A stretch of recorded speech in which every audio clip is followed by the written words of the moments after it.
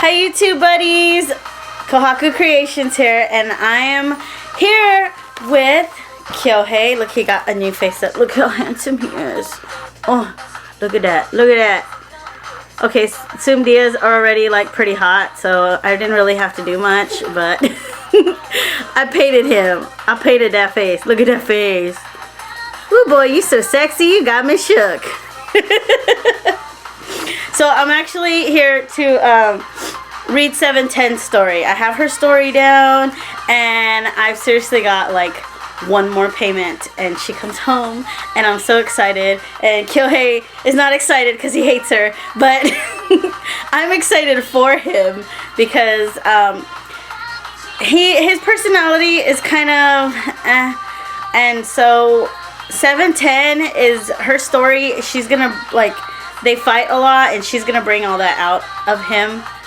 So I'm excited to like introduce 710 to you guys today, and then I'm excited for like when she gets here, the unboxing and actually fully introducing like 710.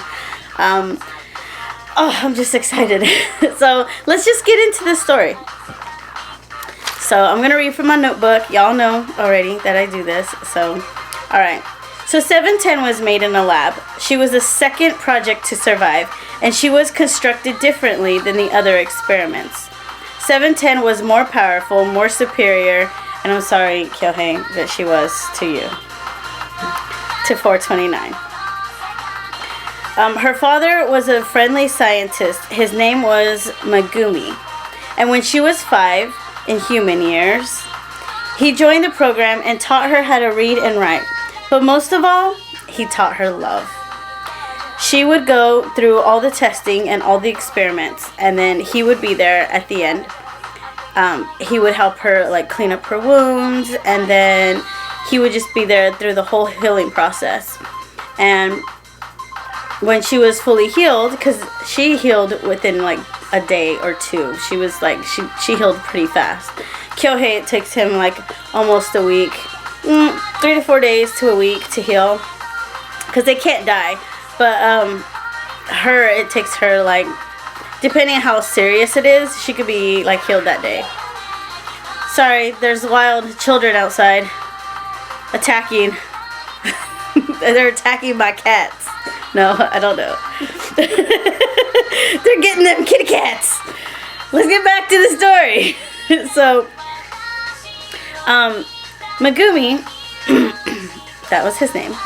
He would sit and play with her, and he would teach her things, and he would, they would just talk for long hours, and, you know, she was loved. Kyohei was not loved. She was loved. So, she actually would call him father. Well, to her, that was her father, but she called him Papa. So, she would just do everything that he would ask her to do because that was her Papa, and she wanted to make him happy. The test got more extreme and more painful the older she got, and then she just would always say, well, you have to have the rain to have the rainbows, or to enjoy the rainbow. And that was the thing she would always say. Yeah, she would go through all the experimenting, and then she would spend her evenings with Papa. And the older she got, the faster and the stronger she got. And she didn't let anything stop her. She was going to make Papa proud. The military training was very high-tech and extreme. She would be target practice for the military, and they didn't even graze her. She was so fast, so good. To her, it was just a game. She would just knock them down, and she was like, okay, I'm done. But it scared the government because they had created a monster. Like, she was unstoppable. Like, Kyohei was already a monster, but she's really unstoppable. But as long as they had Megumi to guide her and to manipulate her, then they were fine. And he was just so kind, and he was so gentle with her. She was like his baby, but in reality, his plans were to destroy the whole program and take over, and he was going to create this army. But he had to find the DNA source. So he was like, okay, this is the stuff they're sending me, but I need to know where this stuff is coming from. So that's his whole thing. He's going to use 710 to try to figure that out. But as long as he kept her ignorant, he controlled everything. So now we get to her 12th birthday. She learned about birthdays from her papa. She had grown to be a beautiful young lady, and the way that they developed is when Kyohei was 13, he already looked like he was 17. So now that he's 19 and he looks like a man like in his 20s, it's pretty much, this is where they stop. They just like kind of stop aging because they're invincible. They can't die. They're like vampires. So she's 12, but she looks like she's 16.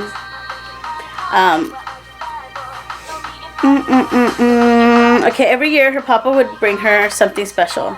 She could never leave the building, but she could ask for something special, like a dress, or one year she wanted to get her hair done. He would bring her magazines and beautiful dresses and jewelry and books and just anything she asked for, he would bring to her. And then last year she got a teapot. So then now that she has the teapot, they kind of sit and they have tea, and that's their thing. They sit and they have tea and they talk right before an experiment. So it's kind of like a chill time with Dad. Then go through hell and then go back and chill with Dad until, you know, you're healed or whatever. So I'm gonna read a little bit of dialogue right here. A little bit of dialogue. So Megumi asked her, "Do you know what gift you would like this year?" 710 ran her finger across the rim of the teacup. She loved to look at the pink and gold design against the white porcelain. "I want a kiss," she said. "You want what?" He looked at her in surprise. "I want to kiss a boy." She looked up. Her eyelashes had covered her eyes. She looked back down and picked up the teacup in both hands, and she took a drink. She looked at her papa. "I love you, Papa," she said, "but I want to be like other girls. I want to fall in love.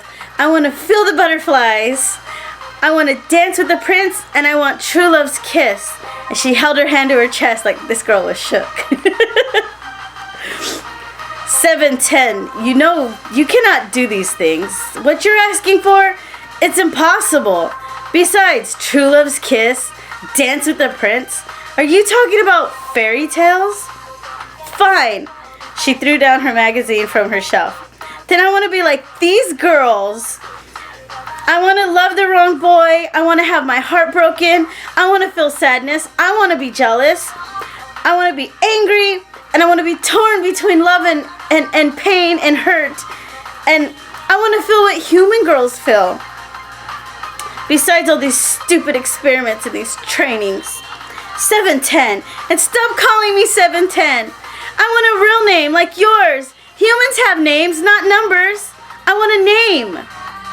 So is that it? Papa said. For your birthday, you wish to have a name? Her eyes lit up. Yes, I want a real name, a human name. Which name would you like? He asked her. She smiled. Yours. You cannot have a man's name. Then give me a name like yours that I can have. He thought for a moment. How about Mayumi? She smiled. I love it. Mayumi is a beautiful name. And then the doors opened. 710, it's time, the nurses said. They wheeled in the gurney. I know, she stripped down to her undergarments, and she let them strap her in. Now the straps were unnecessary. They were useless. She could break out at any time. But if it made the humans feel safe, then so be it. 710 was their doll to dress and destroy as they wanted. You can't have rainbows without some rain, she told herself, as they wheeled her away. So she undergoes experiments. She was drugged and stabbed. They removed fingers, they removed toes. They injected chemicals just to watch what would happen. She would foam at the mouth, she would cough, she would choke, she would throw up, she would urinate on herself. I mean, her body went through so much.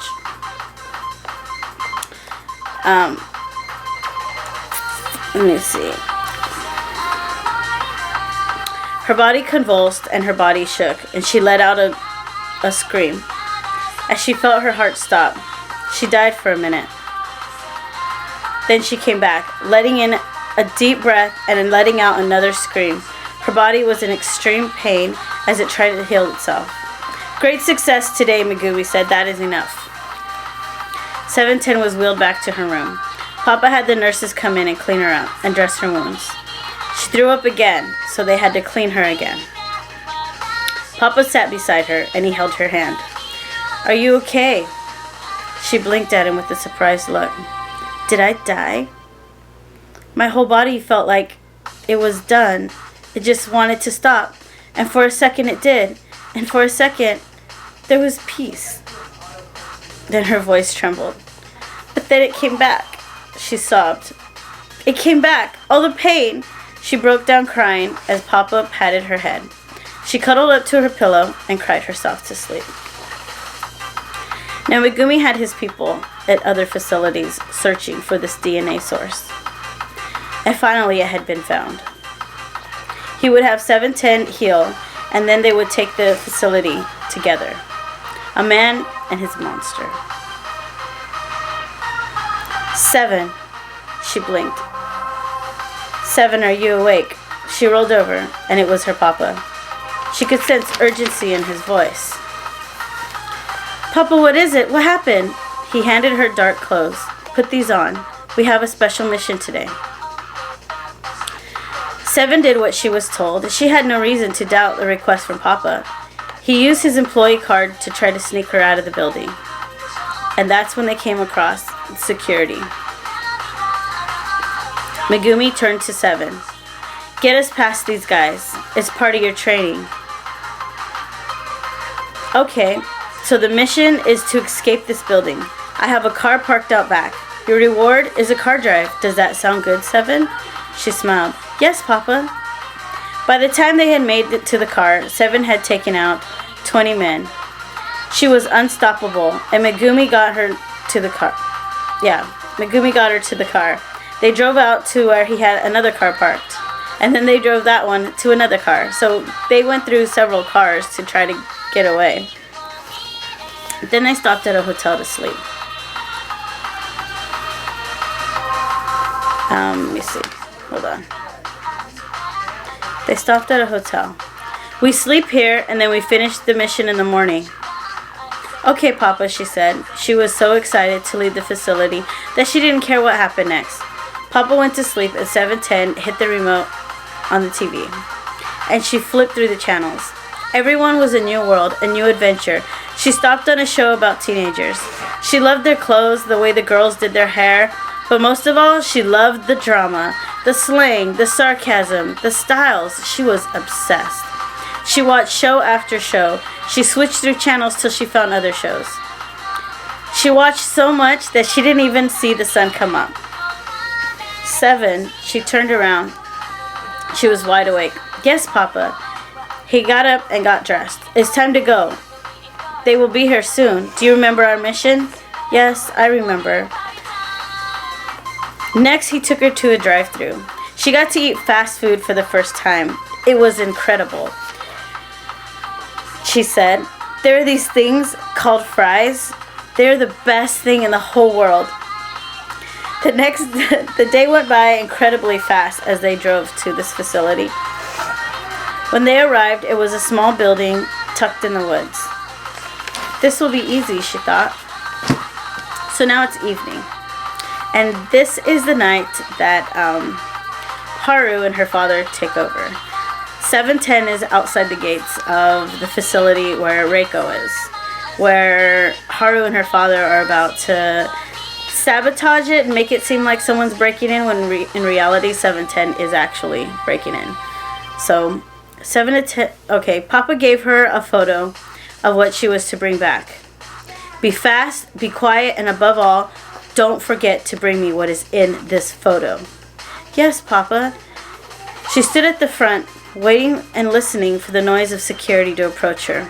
And that's when the lights went out. Now was her chance. 7 ran through the building, taking out everyone in a uniform or a white coat. She searched every room, and ran down the stairs. Papa said to go downstairs, she told herself. She ran down every flight of stairs, checking every room, searching for what was in this photo. And then she hit the bottom floor. The bottom floor looked exactly like the place where she had her experiments done. She panicked for a moment, and then she saw two girls laying side by side. One had brown skin and dark hair. She seemed very fragile. And the other one was not human. She heard footsteps approaching. That's when she picked up the non-human girl and ran out, taking out more people on the way until she got out of the facility and she got to where Papa was. Now Megumi was there with his car, and he told her, "Hurry, get her in here, Seven." He opened the back door, and Seven placed the girl in there. He shut the door, he got in the driver's seat, and he shut the door for the driver's seat. Seven ran around back, and before she could get in the car, Megumi drove off, leaving Seven alone in the woods. So that's where I leave 710.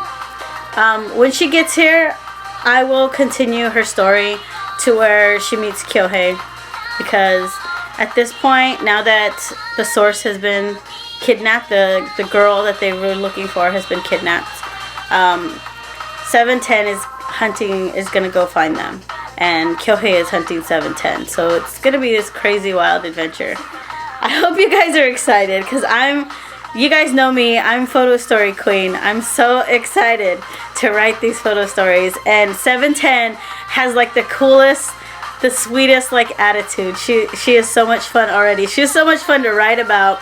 She's such a brat. I love her. I'm so excited to have her and introduce her, and to